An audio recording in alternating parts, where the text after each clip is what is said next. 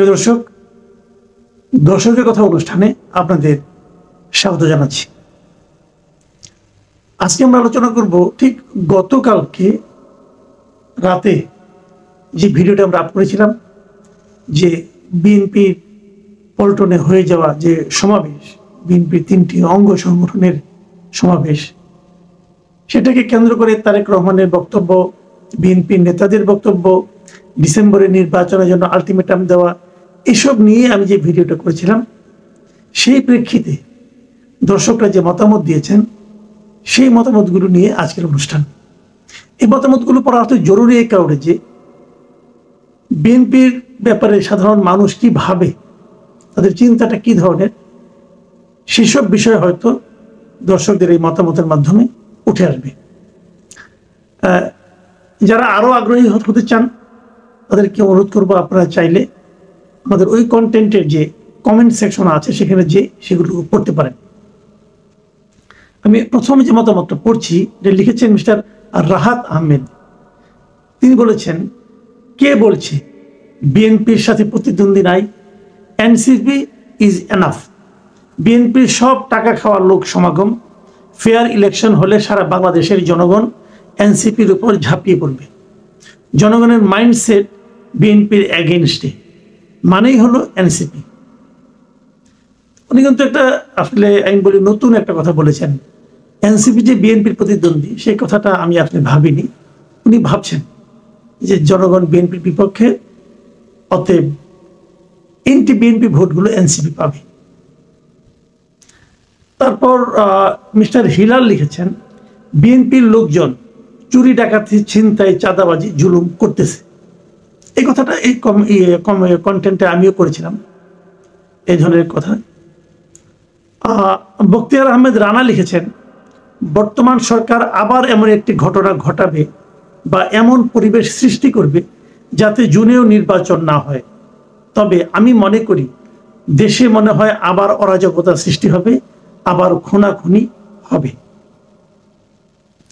MR তিনি লিখেছেন, আরেকটা 111 আসছে, অপেক্ষা করুন। ডক্টর ইউনূস মনে হয় চলে যাবে, এরপর কার লাভ কার ক্ষতি হিসেব করেছেন? ইমরান হোসেন লিখেছেন, মাসুদ কামাল ভাই, এখন টাকার হিসাব চাইবেন না? এত লোক আনতে এত টাকা কই পাইল? ইমরান হোসেন সাহেবের এই মন্তব্যটা আমি খুব গুরুত্ব দিচ্ছি এই কারণে যে আসলে আমরা এর আগে এনসিপির বিভিন্ন সমাবেশ এবং বিভিন্ন অনুষ্ঠানে তারা যে ব্যয় করেছে, আমরা তার একটা হিসাব চেয়েছিলাম। বলেছিলাম যে জনগণ জানতে চায় আপনি এত টাকা কোথায় পেলেন। তো যে দাবিটা, যে আকাঙ্ক্ষাটা আমাদের এনসিপির প্রতি আছে, সেটা বিএনপির প্রতি থাকবে না কেন? অবশ্যই আমরা জানতে চাই এই যে সমাবেশটা হলো, এই সমাবেশের খরচ বিএনপি কিভাবে সংগ্রহ করলো, কোত্থেকে দিল, কারা দিল, আমরা তাদের নাম জানতে চাই। কারণ আমরা মনে করি একটা পলিটিক্যাল পার্টির সবচেয়ে বড় ভিত্তি হলো, সবচেয়ে বড় শক্তি হলো তার ট্রান্সপারেন্সি, তার স্বচ্ছতা। পলিটিক্যাল পার্টি যদি জনগণের কাছে তার আয় ব্যয়ের স্বচ্ছতা প্রকাশ করতে না পারে, তাহলে সেই পার্টির প্রতি মানুষের আস্থা কি করে থাকবে? আমরা দৃঢ়ভাবে জানতে চাই যে বিএনপির এই জনসভা কত খরচ হয়েছে এবং সেই খরচটা কোত্থেকে এসেছে। আমি জানি না বিএনপির দেওয়ার অভ্যাস আছে কিনা। যদি আগের অভ্যাস না থেকে থাকে, তাদের নেতৃবৃন্দকে অনুরোধ করব, অভ্যাসটা এখন করুন। কারণ জনগণ এখন প্রশ্ন করতে শিখেছে। এবং কেবল তাই না, আমি বিএনপির আরো অনেক খরচের হিসাব চাই। আমরা মনে করি জনগণ হিসাবে আমাদের এটা জানার অধিকার আছে। আমরা জানতে চাই যে বিএনপির অন্যান্য যে খরচ, অফিসের খরচ, বিএনপির চেয়ারপারসন যে বাড়িতে থাকেন সেই বাড়ির খরচ, এবং এটাও জানতে চাই তারেক রহমান যে বিদেশে থাকেন, ইংল্যান্ডে থাকেন, সেখানে তার খরচ কে যোগায়? নিশ্চয়ই উনি চাকরি করেন না। উনি কি কেএফসিতে যায় চাকরি করেন? আমার তো মনে হয় না। তাহলে ওনার খরচ কে যোগান? এই সমস্ত খরচের হিসাব আমরা জানতে চাই, এবং কেন যোগান সেটাও জানতে চাই। আমি মনে করি এই সমস্ত প্রশ্ন করার অধিকার জনগণের আছে, এবং বিএনপি যেহেতু আগামীতে ক্ষমতায় যেতে চায়, বিএনপির উচিত হবে এই সমস্ত প্রশ্নের জবাব দেওয়া। মিস্টার ইমরান হোসেন একটা গুরুত্বপূর্ণ প্রশ্ন উত্থাপন করার জন্য আপনাকে অনেক ধন্যবাদ। শান্তি লিখেছেন, জামাত যেভাবে ব্যাংক প্রশাসন দখল করছে সেটাও বলেন। মাত্র 10% ভোট পাবার যোগ্যতা নেই জামাতের, অথচ ইউনূস সরকারকে ব্যবহার করে ইন্ডাস্ট্রি, ব্যাংক, প্রশাসন সবই দখল করেছে, যা নাকি ছিচকে চাঁদাবাজদের চেয়ে অনেক ভয়ঙ্কর। শান্তির এই বক্তব্য কিন্তু একেবারে আপনি উড়িয়ে যেতে পারবেন না। মাজেদা লিখেছেন, আমরাও দ্রুত নির্বাচন চাই, যত দেরিতে নির্বাচন হবে নতুনদের দুর্নীতি করতে পারবে। গোলাম আজম লিখেছেন, জোর করে লোকজন নিয়ে আসছে, 50টা বাস জোর করে নিয়ে একটা বাস দিতে পারে নাই বলে বিএনপির লোকজন বাস মালিক সমিতির লোকজনকে পিটিয়েছে, তা নিয়ে কিছু বলতে শুনি না কেন? একপক্ষীয় দালাল। আসলে 50টা বাস কোত্থেকে এনেছে? গোলাম আজম সাহেব যদি এটা আমাদেরকে বলতেন তাহলে জিনিসটা আরো ক্লিয়ার হতো এবং আমরা বলতে পারতাম। আমরা অবশ্যই মনে করি যদি জোর করে বাস এনে থাকে তাহলে সেটা অবশ্যই অন্যায় হয়েছে এবং বাস মালিকদের উচিত হবে, এবং গোলাম আজম সাহেব আপনাকে আমি রিকোয়েস্ট করবো, আপনার উচিত হবে একদম নাম ধাম সহ আপনার কথাগুলি বলুন। কোন এলাকার 50টা বাস ওনারা এনেছেন, কোন এলাকার বাস মালিক সমিতির লোকজনকে ওনারা পিটিয়েছেন, সেটা নাম টামগুলি বলুন। না বললে তো হবে না। আর এক পক্ষ দালাল চট করে বলে ফেললেন, এটা আরেকটু মনে হয় আমার আরো কয়েকটা অনুষ্ঠান দেখুন, আরো কয়েকটা ভিডিও দেখুন, তারপর মন্তব্য করুন। এমনকি এই ভিডিওটাও দেখুন, এই ভিডিওতে যদি আপনি দেখেন তাহলেই দেখবেন এক পক্ষীয় দালাল আমি নই। কাজী আশেক মাহমুদ লিখেছেন, আগামী নির্বাচনে বিএনপি যদি ক্ষমতায় আসে তাহলে দেশকে স্বর্গে নিয়ে যাবে। আগে তারা আমাদের হাওয়া ভবনে নিয়ে গিয়েছিল, এখন তারা আমাদের স্বর্গেও নিয়ে যাবে। গতবার তারা দুর্নীতিতে 5 বার চ্যাম্পিয়ন ছিল। বিএনপির মধ্যে আওয়ামী লীগের ছায়া দেখা যাচ্ছে, কারণ তাদের আচরণ, মনোভাব এবং শারীরিক ভাষা সম্পূর্ণ ফ্যাসিবাদী। ডাক্তার বিশ্বাস সাইকিয়াট্রিস্ট তিনি লিখেছেন, আপনাদের মতো নীতিহীন সাংবাদিকরাই এই চরিত্রহীন চাঁদাবাজ বিএনপির পক্ষে সাফাই গেয়ে যাচ্ছে। আপনারা শিক্ষিত মানুষে এইসব গুন্ডা চাঁদাবাজদের পক্ষ নিয়ে কথা বলেন। আপনারা এই দেশটাকে বেশি ক্ষতি করেছেন গুন্ডাদের চাইতে। যদি গুন্ডাদের পক্ষ নিয়ে থাকি আমি, তাহলে অবশ্যই আমরা দেশের ক্ষতি করছি। কিন্তু আমার প্রশ্ন হলো যে বিএনপি এখনো ক্ষমতায় যায়নি, কাজেই তারা কি করবে না করবে সেটা আমরা চট করে কিন্তু বলতে পারি না। আর চাঁদাবাজি যেটা হচ্ছে সেই ব্যাপারে তো বিএনপির মহাসচিব একটা ব্যাখ্যা দিয়েছেন, সেই ব্যাখ্যাটা আপনারা শুনুন।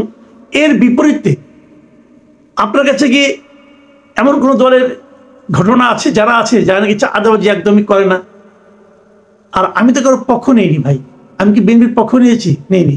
বিএনপির এই মিটিংয়ের ফলে কি হতে যাচ্ছে সামনে সেই সংক্রান্ত একটা বক্তব্য রেখেছি। আমার এখানে কোনো পক্ষ নেই ভাই, আমি বিএনপিকে পক্ষ নিয়েছি এটা বলাটা মনে হয় আমার প্রতি একটু অবিচারী করা হচ্ছে।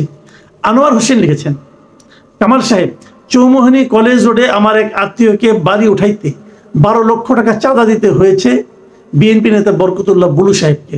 বিশ্বাস না হলে চৌমোহনী কলেজ রোডে চুপি চুপি লোক পাঠিয়ে সাধারণ মানুষকে জিজ্ঞাসা করলে বুঝতে পারবেন। একটা ভয়ঙ্কর অভিযোগ। আমি জানি না বিএনপি এই ব্যাপারে কি বলবে।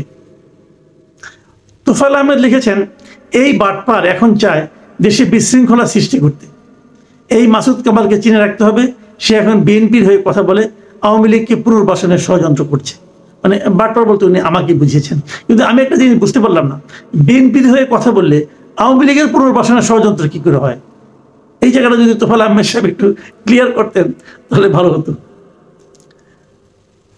পায়েমাল মজুমদার লিখেছেন, ভাই আপনি যাই বলেন -2 ফর্মুলা বাস্তবায়ন করতে যাচ্ছে, নতুন কিংস পার্টি এবং জামাতে ইসলামকে দিয়ে তা বাস্তবায়ন করবে।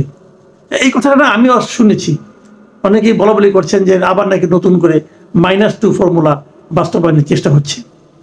আবু সাইদ লিখেছেন, মাসুদ সাহেব আজকে দেশের এই অবস্থার জন্য আপনারাও দায়ী, কারণ ইউনূস সাহেবকে আপনারা এত তৈল মাজন করেছেন, এত গুণগান করেছেন, যা আজকে দেশ ও জনগণকে মূল্য দিতে হচ্ছে। মনে রাখবেন, কোনো মানুষকে শতভাগ বিশ্বাস করা একটা পাগলামি ও বোকামি। মাইমুন আক্তার লিমা লিখেছেন, চাঁদাবাজির দায় বিএনপির নয়, সরকারের, কারণ জনগণের নিরাপত্তা দেওয়ার দায়িত্ব সরকারের, বিএনপির নয়। এটা একভাবে ঠিক, আরেকভাবে আংশিক ঠিক আমি মনে করি। কারণ আমি মনে করি সরকারের অবশ্যই দায়, কিন্তু বিএনপি যে একটা বড় রাজনৈতিক দল, তারও তো কিছু প্রভাব আছে। নিজের দলের লোকদেরকে তারা নিয়ন্ত্রণ করতে পারছে না কেন? এটাও কিন্তু একটা গুরুত্বপূর্ণ প্রশ্ন। এই দায় বিএনপি একদম এড়িয়ে যাবে এটাও ঠিক নয়। সুমিত চৌধুরী লিখেছেন, আওয়ামী লীগকে যদি এখনো নির্বাচন করতে দেওয়া হয় তাহলে ঝামেলায় পড়ে যেতে হবে আপনাদের মনে হচ্ছে। আওয়ামী লীগকে নির্বাচন করতে দিলে কি হবে জানি না, কিন্তু আমাদের ঝামেলায় পড়তে হবে কেন বুঝতে পারছি না। আমি কে? আমি কোন দলে ভাই? আমি তো কোনো দল করি না। শামীমারা লিখেছেন, বিএনপি নিজে নেতাকর্মীদের সামলাতে না পেরে এখন প্রশাসনের ঘাড়ে দোষ চাপানোর অপচেষ্টা করে লাভ নাই। মির্জা ফখরুল কি ভারত সামলাবে, না নেতাকর্মী, নাকি নিজের শরীর? কিছুদিন পরপরই তো তিনি চিকিৎসাধীন থাকেন। ক্ষমতার লোভ সামলানো বড় কঠিন। রাজন তানভীর লিখেছেন, এটি শেষ মন্তব্য। তিনি লিখেছেন, মাসুদ ভাই আপনি কোন পক্ষে, জাতি জানতে চায়। মিস্টার রাজন তানভীর, আমি বলি নাই, আমি আগেও বহুবার বলেছি, আবারও বলি, আমি কোনো রাজনৈতিক দলের পক্ষে নই। কোনো রাজনৈতিক দলের সঙ্গে আমার কোনো সম্পর্ক নেই এবং কোনো রাজনৈতিক দলের আমি সমর্থকও নই, কর্মীও নই। কাজে আমাকে কোনো রাজনৈতিক দলের পক্ষে কিনা এটা জানতে চাওয়াটা অবান্তর। যে দল যখন ভালো কাজ করে আমি প্রশংসা করি, যখন খারাপ কাজ করে আমি তার সমালোচনা করি। এবং সরকারে যে থাকে তার সমালোচনাটা আমার একটু বেশি হয়, বেশি করে এই কারণে যে সাধারণ মানুষ তো যা কিছু প্রত্যাশা সেটা সরকারের কাছ থেকেই করে। আজকে যদি জিনিসপত্রের দাম বাড়ে, আজকে যদি মানুষের জীবন দুর্বিষহ হয়ে যায়, আজকে যদি আইন শৃঙ্খলা পরিস্থিতির অবনতি হয়, তার জন্য কিন্তু আমরা সরকারকে দায়ী করব। যে কারণে সরকারের সমালোচনাটা হয়তো আমার কণ্ঠে একটু বেশি উচ্চারিত হয়। কিন্তু আমি আসলে সরকার বিরোধী লোক নই, আমি কারো বিরোধীও না, কারোর পক্ষেও না। আমি বেসিক্যালি আমি যেটা ভালো মনে করি সেটা আমি বলি, এবং আমি ওইভাবে বলতে গেলে আমি আসলে এই জনগণের পক্ষে, কারণ জনগণের সঙ্গে আমার সম্পর্কটা যথেষ্ট গভীর এবং নিয়মিত হয়ে থাকে। রাজনৈতিক দলের সঙ্গে অতটা সম্পর্ক আমার নেই। প্রিয় দর্শক, এই ছিল আপনাদের মতামতগুলো আমি পড়ে শোনালাম। এই ধরনের মতামত আরও অনেক আছে, যারা আগ্রহী তারা পড়ে দেখতে পারেন, এবং আমার মনে হয় তাহলে আপনাদের চিন্তাটা আরেকটু ক্লিয়ার হতে পারে। আর বিএনপির বিরুদ্ধে যে সমস্ত অভিযোগগুলো উচ্চারিত হলো সেগুলো নিয়ে বিএনপি চিন্তা করবে বলে আমি মনে করি। প্রিয় দর্শক, এখন এ পর্যন্তই। আল্লাহ হাফেজ।